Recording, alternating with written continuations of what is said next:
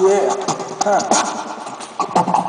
Fazendo a rima do jeito que eu sempre quis. É desse jeito que eu fico bem feliz. Bem feliz e assim todo mundo vence. Fazendo o improviso com o músico mateense, na lira mateense. Aqui você sabe que o estilo é pra quem pensa. Então pense, pensa.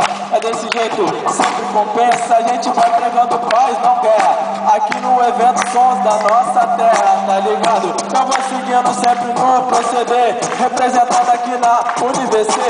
UniVC é desse jeito, não tem urna, mas tô representando o 7º período, primeira turma da publicidade e propaganda.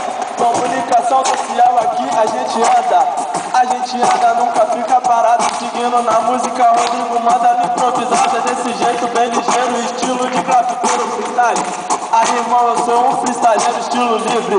Eu sigo sempre com agilidade, mostrando que essa vontade é isso aqui que eu gosto de fazer. Esse é meu proceder. Cê tá ligado, vou mandando pra você, claro. Eu mando logo um voto. Parabéns pro professor André Otto. É desse jeito a gente vai seguindo, irmão.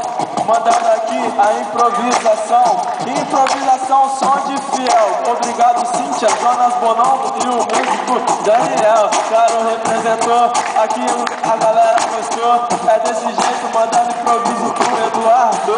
Então não pode cair a rima. É desse jeito, claro, chega o mundo crime. É desse jeito, o improviso não pereceu. Aqui, cê tá ligado que perdeu. Perdeu quem saiu cedo, eu não tô com medo. É desse jeito o estilo que a gente vai fazendo. Engloba o enredo, engloba o enredo tipo literatura. A gente segue abalando as estruturas, abalando as estruturas. Claro, não tem soco de luva, muita gente se incomodou na chuva. Tá ligado, é desse jeito, a gente faz. É desse jeito, o estilo sempre é sagaz. A gente vai fazendo, não se tente. A música surge independente do ambiente. Se chove ou não, se tá calor ou não, a gente faz a improvisação. E é isso, espero que vocês tenham gostado. MC Rodrigo no improvisado. Agora vem a música com o som da minha amiga do lado.